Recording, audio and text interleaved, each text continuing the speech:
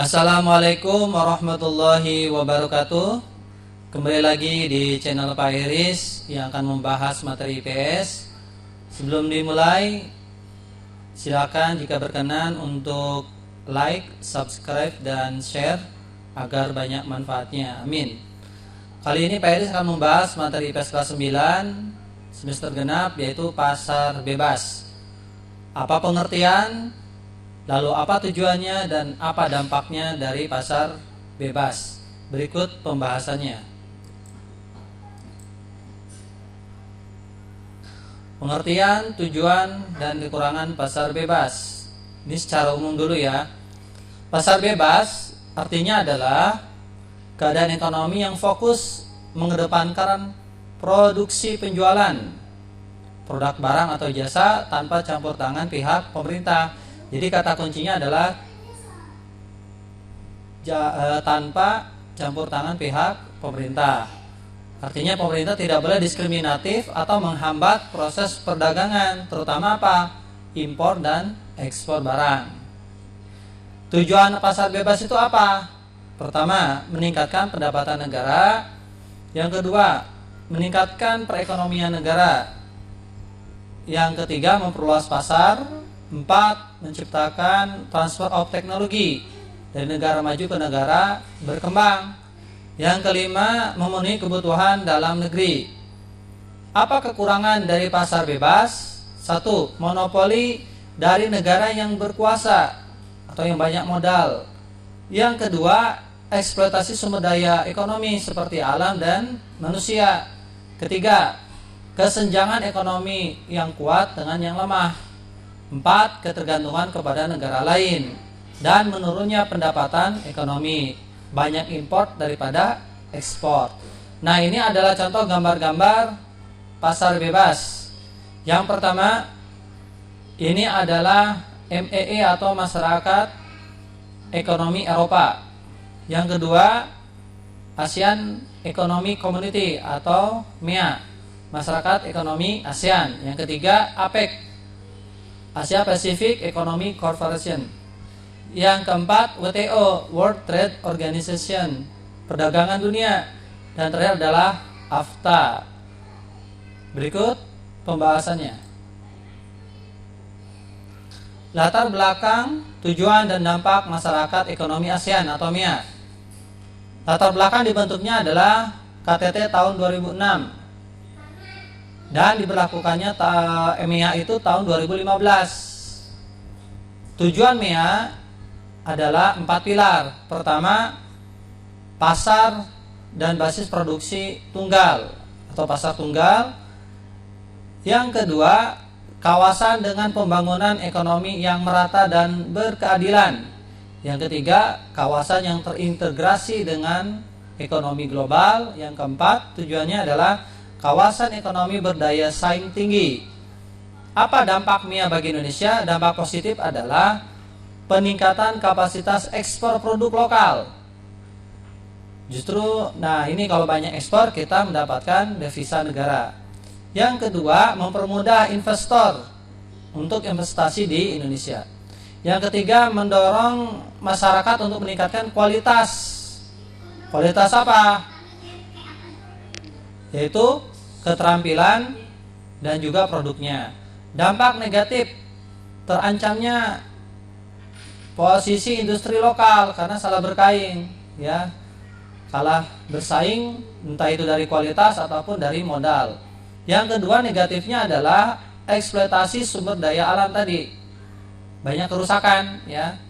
Yang ketiga, sulit mendapatkan pekerjaan karena bersaing dengan masyarakat luar negeri yang dianggap lebih baik keterampilannya. Ini adalah lambang ASEAN Economic Community. Yang kedua, latar belakang, tujuan, dan dampak AFTA, ASEAN Free Trade Area. AFTA adalah kawasan perdagangan bebas untuk meningkatkan daya saing ekonomi di ASEAN. Ini didirikan atau dibentuk 1992, KTT ke-4 di Singapura. Apa tujuannya AFTA?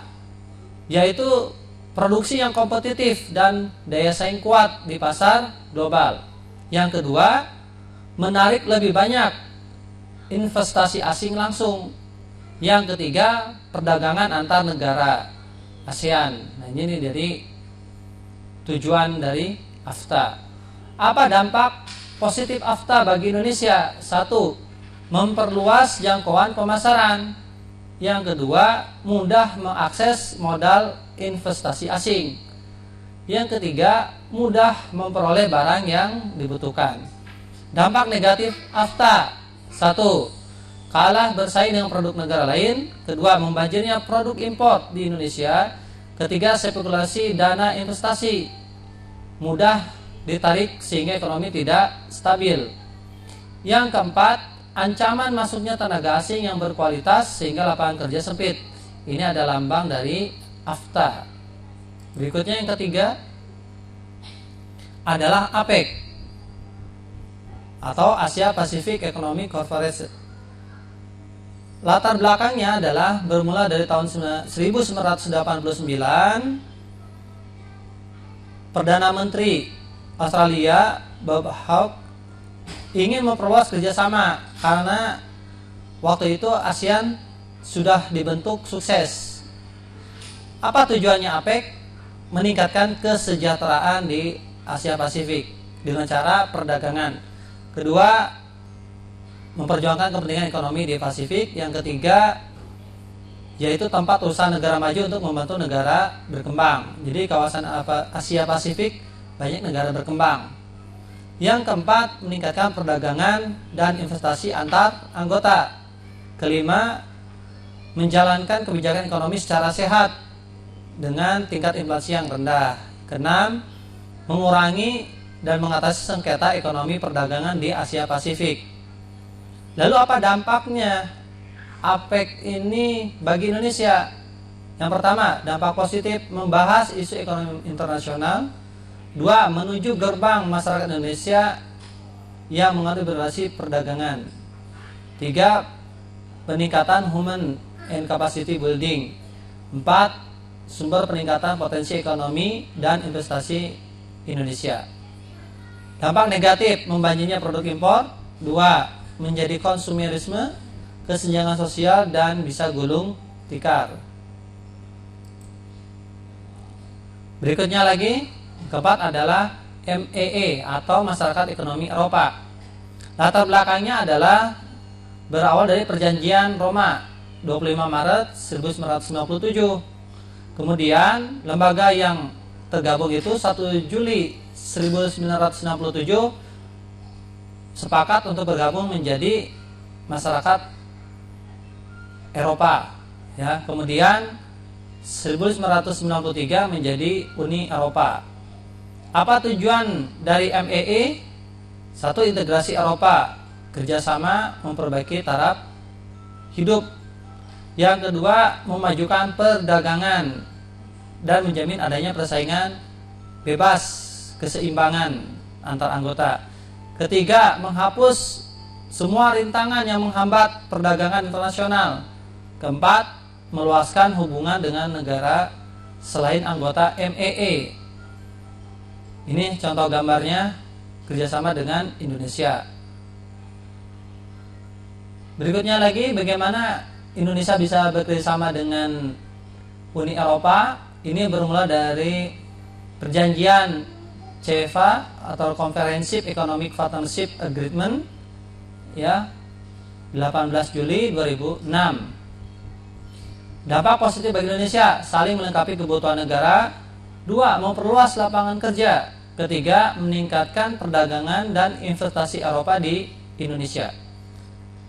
Dampak negatif bagi Indonesia: 1. Banyaknya barang impor seperti susu, gula, dan terigu dari Eropa. Kedua, penurunan bea masuk barang tertentu dari Eropa ke Indonesia. Ketiga, sulitnya ekspor ke Uni Eropa seperti dilarangnya kelapa sawit Indonesia karena tidak bisa dijadikan biodiesel. Nah, ini yang topik hangat, ya.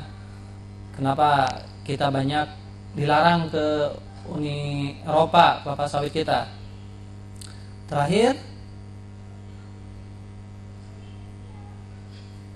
yaitu WTO atau World Trade Organization atau perdagangan dunia.